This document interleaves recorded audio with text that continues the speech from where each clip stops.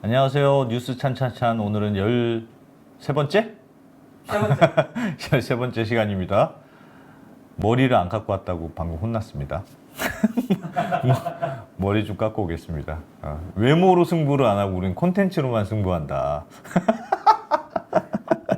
왜 이렇게 말해놓고도 민망하지? 꽃은 뭡니까? 꽃은 우리 딸이 항상 이거 녹화하는 요새 나를 알아가지고 항상 새로운 데코레이션을 해주겠다. 그래서 오늘 꽃으로 데코레이션을 해줬습니다. 우리 첫째 딸이. 아빠 데코가 더 중요할 것 같은데. 아빠도 머리에 참 머리 꽃을 꽂혀야 되는지. 자, 그리고 오늘은 하여튼 MSCI 지수 불발한 건데 MSCI 지수가 뭔지 모르겠다고 해서 그거부터 설명하겠습니다.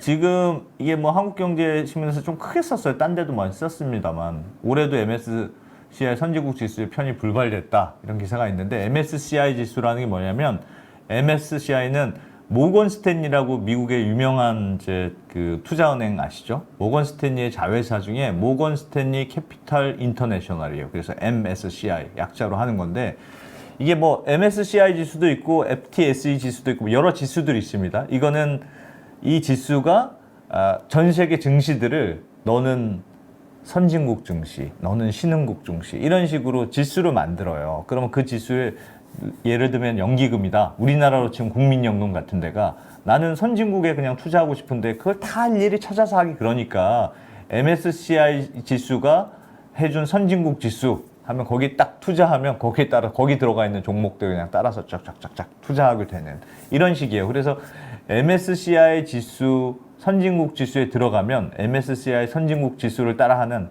아무 생각 없이 그냥 여기 얘네가 하라는 대로 따라하는 그런 펀드들이 어마어마하게 많기 때문에 여기 들어가면 우리나라 증시에 좋다 이런 거거든요. 근데 이번에도 또 떨어졌습니다. 근데 사실은 이게 뭐 하루 이틀 아니고 매년 떨어져요. 매년. 왜냐하면 선진국 지수에 들어가려면 와치리스트라고 해서 관찰 대상국에 이제 예비 후보에 먼저 들어가야 되고 그 이후에 1년 이후에 들어가야 되는데 지금 예비 후보도 2014년에 떨어졌나요? 그 이후로 뭐 계속 떨어져. 요거 먼저 볼까요? 계속 떨어지고 있는데 여기 보시면 신흥국 지수는 우리나라는 지금 신흥국 지수에 포함되어 있습니다. OECD 국가긴 하지만 우리나라는 개발도상국 지수에 편입되어 있어요. 근데 FTSE라는 다른 이런 지수에는 한국이 편입됐는데 이 2014년에 관찰국 지수에서 빠진 이후로 지금 매년 관찰국 대상국에도 못 들어가고 있습니다. 근데 이게 왜 좀 아시냐면 이게 MSCI 추종하는 펀드가 14조 5천억 원. 우리 돈으로 치면 1경 6천조쯤 됩니다. 그러니까 어마어마한 돈이 이걸 따라가요. 그리고 특히 MSCI 선진국 지수는 지금 우리나라가 신흥국 지수에 편입돼 있다고 했잖아요. 신흥국 지수보다 선진국 지수 펀드 규모가 한 2배 이상 많습니다. 2.3배. 그러니까 여기서 이쪽으로 넘어가기만 해도 자동으로 돈이 들어올 수 있는 그런 구조예요. 한 그 금액이 뭐 몇십 조가 더 들어올 수 있다 이렇게 예상이 되는데 요 차트를 한번 보시면 이거는 이제 글씨가 좀 너무 작나요? MSCI 지수에 한국이 편입됐을 때를 가정해서 선진국 지수 가정해서 이제 그린 건데 물론 미국, 일본 이런 뭐 큰 나라들이 많지만 한국이 들어갔다 이게 23개 국가가 지금 현재 들어가 있거든요. 근데 한국이 들어가면 굉장히 중간 이상 상단에 들어갈 수 있는 포션이에요. 그러니까 이 비중만큼 그대로 투자하니까 우리도 뭐 여기만 들어가면 가만히 있어도 외국 사람들이 와서 한국 증시에 투자한다. 그러면 지금 3천 넘고 뭐 요새 증시 분위기가 괜찮습니다만 4천 포인트도 간다. 이런 게 있어야 가능하다고 얘기하는 건데 이번에 좀 또 떨어져서 이제 실망이 있는 거죠. 이게 사실은 들어가는 비중이 중요한 이유가 이런 연기금 이렇게 들어오는 건 뭐 패시브 자금이라고 하는데 패시브 자금은 뭐냐면 액티브한 게 아니고 내가 수동적으로 지수가 하라는 대로 하는 자금 그런 건데 이 연기금 규모가 갈수록 커지고 있습니다. 사실은. 그래서 여기 패시브 펀드라고 써 있죠. 갈수록 사실은 패시브 규모가 커지고 있어서 그래서 패시브 비중 보세요. 계속 갈수록 커지고 있잖아요. 이렇게. 그래서 패시브 비중이 커진다는 건 갈수록 이런 지수에 들어갔을 때 우리가 더 유리하다 이런 뜻이에요. 실제로 MSCI 선진국 지수에 우리가 처음에 떨어졌을 때만 해도 이거 어디다 넣어놨더라 내가 까먹어. 하여튼 그런데 지금 이미 할수록 늘어나고 있으니까 이거 빨리 들어가야 된다. 뭐 이런 얘기들이 있습니다. 또 하나 중요한 점은 선진국 지수는 이게 이제 변동성 지수가 선진국 신흥국 변동성. 뭐 아무래도 잘 사는 나라 증시니까 그렇기도 하겠습니다만 실제로 변동성이 선진국 지수가 항상 조금씩 낮아요. 평균적으로 20% 정도 낮은 걸로 돼 있어요. 그러니까 이 말은 선진국 지수에 편입이 되면 우리나라 증시가 올랐다 내렸다 안 하고 좀 비교적 안정적으로 간다. 이스라엘 증시도 실제로 2010년에 선진국 지수, MSCI 선진국 지수에 포함이 됐는데 그 이후로 굉장히 좀 더 안정적인 모습을 보이거든요. 그래서 우리도 좀 되긴 돼야 될 텐데 걱정이다. 이런 건데 그럼 왜 안 되느냐? MSCI가 지적한 한국 시장의 문제점이 있습니다. 요게 오늘 주로 얘기할 건데 첫 번째, 외환 시장이 자유롭게 거래할 시간이 부족하다. 이게 그러니까 역의 환율 시장이 없다는 거예요. 외국인들 입장에서는 내가 미국에 살지만 내가 아무 때나 한국에 투자하고 싶은데 그럼 환전을 해야 될 거 아니겠어요? 왜? 근데 우리나라 원화 시장은 서울 외환 시장에서만 공식적으로 거래가 됩니다. 그래서 우리나라 외환 시간 아침 9시부터 한국 시간 오후 3시 30분 하면 끝! 그 시간에만 환전을 해야 되는 거예요. 그러니까 내가 뉴욕에 있는데 내가 의 시간에 맞춰서 새벽에 해야 되느냐 너무 불편하다.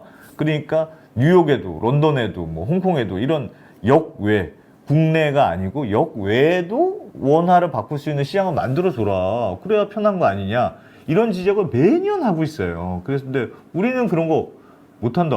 왜 못하냐? 우리나라는 외환 위기를 겪었잖아요.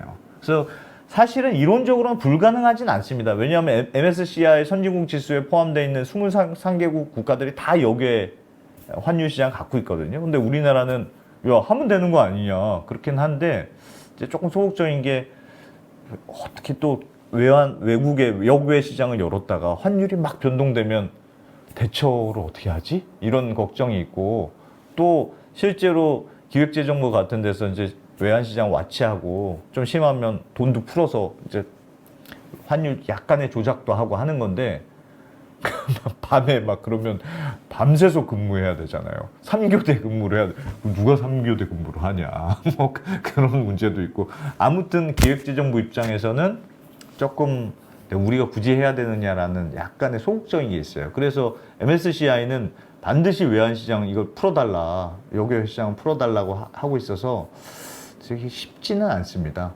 근데 이것도 좀 그러게요. 왜냐하면 FTSE라는 다른 데는 너희는 없어도 된다. 괜찮다. 한국 시장은 충분히 개방적이니까 하고 그냥 풀어줬거든요. 그래서 딴 데는 다 선진국 지수에 포함되어 있어요. 근데 유독 MSCI가 제일 큰 데인데 MSCI만 우리나라 선진국으로 안 넣어져요. 그래서 일각에서는 MSCI가 한국이 신흥국 지수에서 굉장히 중요한 비중을 차지하는데 한국 빠지면은 저기는 그럼 뭘로 채우냐. 그래서 일부러 안 넣어주는 거 아니냐는 얘기도 사실은 있긴 있습니다. 어쨌든 이 문제가 있어요.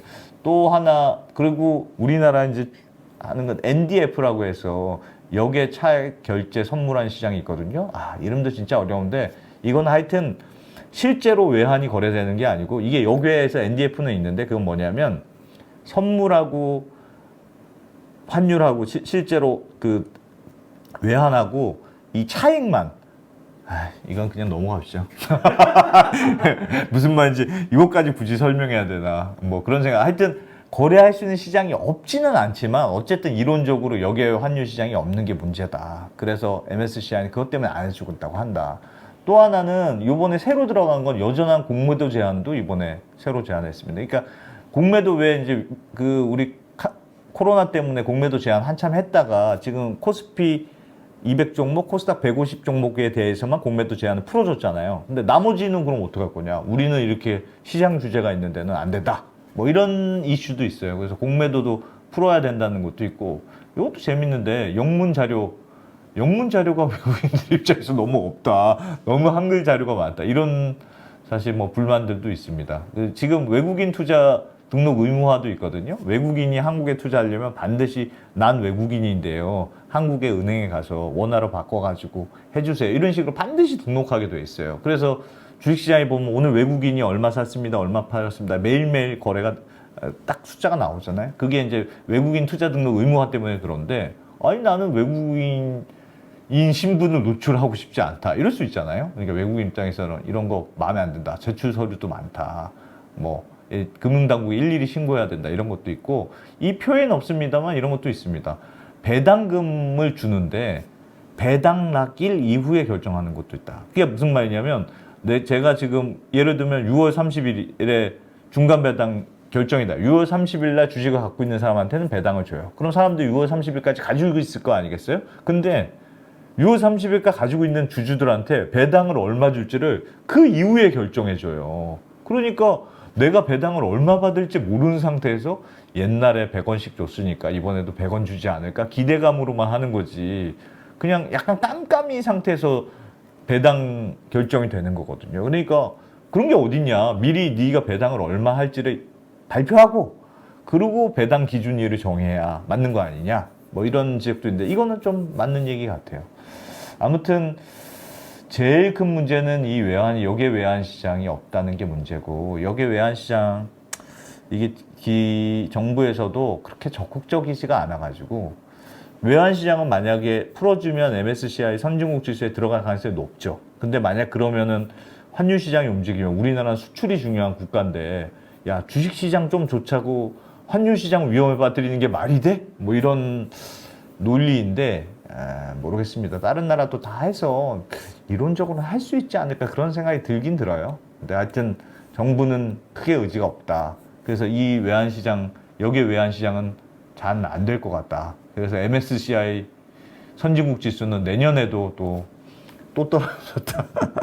기사가 나오지 않을까. 뭐 그렇습니다. 아무튼 외국인들이 투자 많이 해야 될 텐데 요새 주식 투자하시는 분들이 워낙 많아서 잘 돼야 될 것 같은데 조금 쉽지 않은 그런 면은 있습니다. 오늘은 간단하게 MSCI 선진국 지수 최근에 기사들이 나왔길래 조금 요걸 둘러싼 얘기들 한번 좀 가볍게 오늘은 해봤습니다. 오늘은 뭐 쉬웠죠? 그렇게 NDF 설명 안 했습니다. 일부러 복잡할까봐.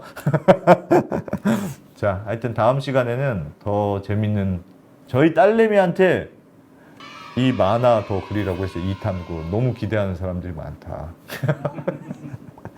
저희 딸내미 만화가 2탄이 만들어지면 그것도 올리도록 하겠습니다. 좋아요, 구독도 많이 눌러주시고 자, 또 뵙겠습니다.